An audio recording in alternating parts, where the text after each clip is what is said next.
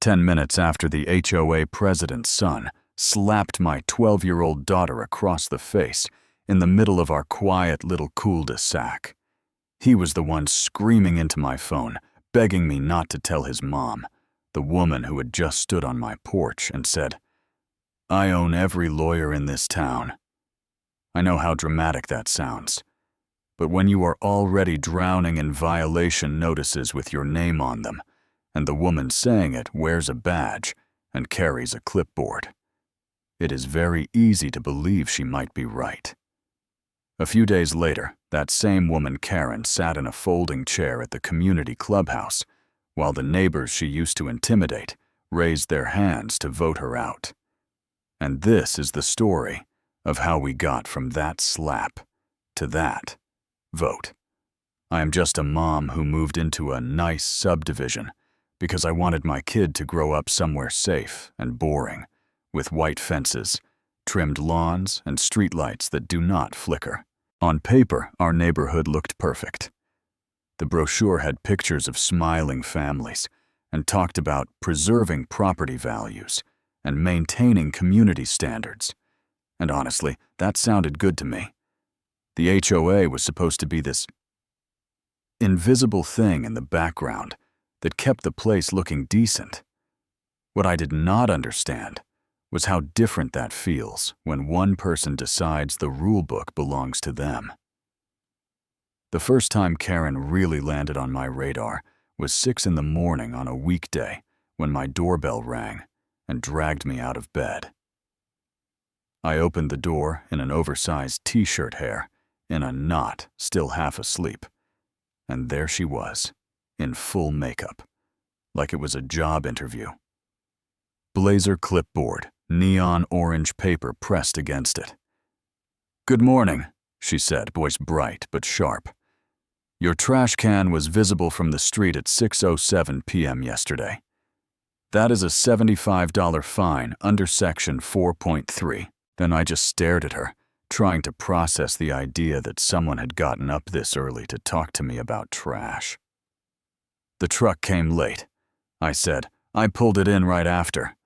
She gave me this tiny, sympathetic shrug, like we were in it together. "If I let you slide, everyone will think they can."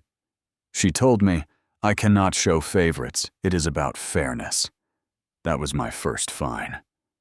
After that, they started trickling in a bike on the porch, a guest car parked at a slight angle. My kid's chalk drawing too close to the sidewalk. Each one on its own was annoying, a little embarrassing. But you pay it, you grumble, you move on. Over time, though, it stopped feeling like fairness and started feeling like pressure, like someone had a thumb pressed on my life and could push harder whenever they wanted. I am a single mom. I work weird hours, and the truth is, I did not think I had the energy or the money to fight someone who walks around quoting bylaws and bragging about attorneys. So I swallowed the irritation, told myself to keep my head down, and tried to stay off her radar. That worked until the day her son hit my daughter. It was a quiet Saturday afternoon, one of those days when nothing big is supposed to happen. The sun was sliding behind the hedges. Sprinklers were hissing somewhere, and I was on the front porch with a sweating glass of iced tea watching my daughter Mia kick a beat-up soccer ball with a couple of kids from the block. For once, our street looked exactly like the brochure promised. Then I heard a sound that knocked that picture right out of my head. A high, sharp scream that did not sound like play. It sounded like fear. I was already moving before my brain caught up. I saw Mia stumbling backward on the pavement, eyes wide, one hand flying to her cheek, and in front of her stood Tyler, the HOA Karen's son. Hand still half raised. His face had that teenage look that is half smug, half oh no, like he was not sure which way this was going to go yet. "Mom!" Mia cried, and I was there, hand on her shoulder, and I saw it, the bright red print blooming across her cheek. "Did you hit her?" I asked him, trying to keep my voice steady. He rolled his eyes, like I had just accused him of a crime for breathing too loud. "She would not give me the ball," he muttered. "She was being annoying." Something inside me broke loose. "She asked for the ball back." I said, "She is 12. You do not put your hands on her." Before I could say more, I heard the click of heels on the sidewalk, and right on cue, Karen appeared, crossing the grass with her badge, her sunglasses, her clipboard. Like this was a board meeting that needed her leadership. "Excuse me, what seems to be going on here?" she asked in that sugar-sweet tone she uses when she is about to cut someone off. I told her plainly, "Your son slapped my daughter in the face." She glanced at Mia's cheek, then looked at me like I had just inconvenienced her. "That does not sound like Tyler," she said. "He is a good boy. Maybe your daughter provoked him. Haws these days have no respect for boundaries. You know what I mean." When I say my brain did a double take, like she did not really just say that out loud, right? "Provoked him," I repeated. "She asked for a ball back, that is it." Karen put up a manicured hand to stop me. "Let's not throw around dramatic words like assault," she said. "We do not need that kind of gossip in this community." Then she stepped closer, close enough that her perfume cut through the smell of cut grass, and her voice dropped into this low, confidential tone people use when they want to threaten you, but pretend they are giving friendly advice. "Look," she said. "My husband works with most of the firms in town. I sit on several boards. I basically own every lawyer you could call. Do you really want to make this a legal issue over kids being kids?" I wish I could tell you I snapped back something perfect, but in that moment with my kid crying and neighbors peeking out through blinds, her words landed. Not because they were true, but because I was already tired and broke and afraid of being buried in letters and fees. I took Mia inside, pressed a bag of frozen peas to her cheek, told her she did nothing wrong, and tried to breathe while this little voice in the back of my mind whispered, "What if she really can ruin you?" About 10 minutes later, my phone started buzzing on the table, unknown number, local area code.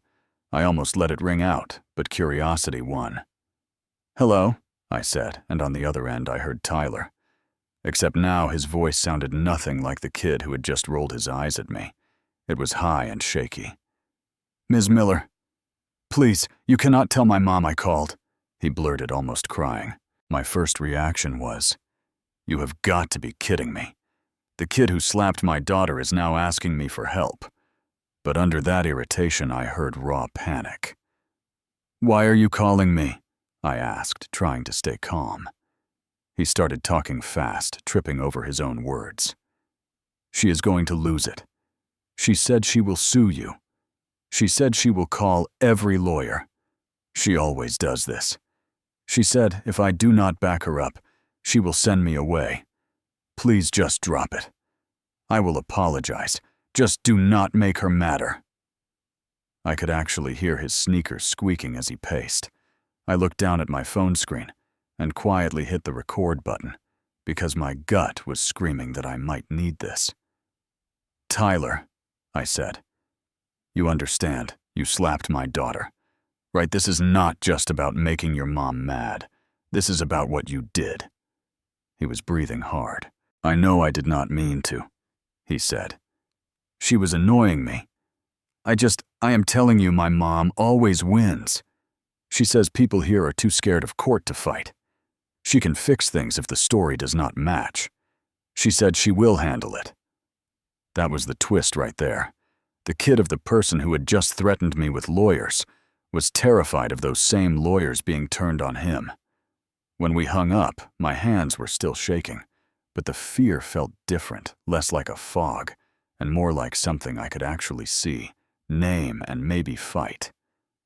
I pulled up my doorbell camera app, rewound to the scene outside, and there it was, Tyler's arm snapping out. Mia's head jerking to the side, the little delay before she cried out. I watched it with my stomach in knots. Then I saved it, emailed it to myself, backed it up, sent it to a friend. The next day, Karen switched into full attack mode. There was a violation notice on my door about hostile behavior and raising my voice in common areas. Another fine because Mia's backpack was on the porch, an email warning that continued disruptions could lead to suspension of our pool access, and even she hinted a lien on my property. The message was clear: she had the paperwork, and she was not afraid to use it. This time, I did not cry over the notices. I slid them into a folder. Then I started talking to my neighbors. It turned out I was not the only one getting hit with this stuff. An older couple had been threatened because their grandson played basketball in the driveway at non-standard hours. A single dad had gotten a letter about his grill being unsightly. Another family had been told that if they did not accept 3 fines without arguing, the HOA would explore legal remedies. People were irritated, but they were also scared, so they paid and kept their heads down, just like I had, until they saw the video of Tyler hitting Mia, until they heard the recording of him saying, "She always wins." I took everything, the clip, the audio, the stack of notices, and went to a local attorney who did not owe Karen anything. I laid it all out and waited for him to roll his eyes and tell me I was being dramatic. He did not. He listened, watched, and then said, "This is not good, and not for you." He explained that using HOA power and legal threats the way she was doing could look a lot like harassment. And if she really was using the HOA like her personal law firm, that could blow back on her hard. He helped me draft a letter demanding a special meeting to review her conduct, and told me to stop talking to her directly, to let everything go through him. When the notice went out that there would be an open HOA meeting about recent events, I figured a few people would show up. Instead, the clubhouse was packed, folding chairs in rows, people standing against the back wall, and the air felt tight. Karen sat at the front behind a long table with a little nameplate that said "President," flanked by 2 lawyers, looking like she was running a press conference. She opened with a polished speech about unfortunate misunderstandings and community harmony, describing what happened as a minor spat between kids that had been blown out of proportion by an emotional parent. She mentioned her lawyers, the bylaws, and the importance of respecting authority. Then it was my turn. My knees were shaking when I walked up to the front with my phone, but I plugged it into the projector anyway, took a breath, and hit play. The room went quiet in that heavy way, where even the smallest sounds seemed loud. And then our street appeared on the screen, the kids, the ball, the slap, Mia grabbing her cheek. People leaned forward without meaning to. I let the video play. Then I hit the audio, and Tyler's voice filled the room, talking about his mom threatening lawsuits about her always winning, about fixing stories. When it ended, I did not give a big speech.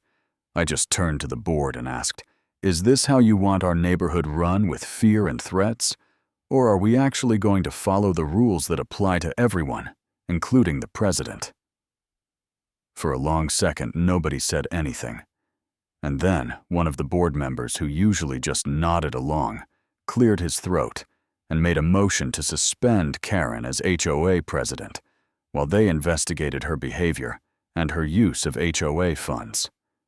Another member seconded it. Hands went up quickly, not shy anymore. Karen tried to argue about precedent and attacks on her character, but the room was not afraid of her in the same way. Her own son sat in the back, staring at the floor. The vote passed. Just like that, the woman who told me she owned every lawyer in town lost the title she had used to scare us all.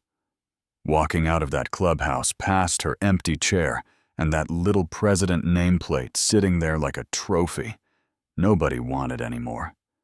I did not feel fireworks. I just felt like I could finally breathe all the way to the bottom of my lungs on my own street. And I keep thinking about how close I came to backing down and letting her rewrite the story, how easy it is to believe someone is untouchable just because they act like they are. So if you are listening to this, and you have your own version of a Karen in a suit or uniform or title, someone who uses rules they barely understand to keep you small, I want to know, what would you have done? Would you have walked away on that sidewalk or walked into that meeting? Tell me in the comments whose side you are on. Tell me if you think HOAs and people like this actually protect communities or just control them. And if you have your own story about an everyday person finally pushing back, share it so other people know they are not alone. Hit like if you think power should never come with a free pass to bully people, and subscribe if you want more real stories about what really happens behind those perfectly trimmed hedges, because the more we talk about it, the less power people like this have to scare us into staying quiet.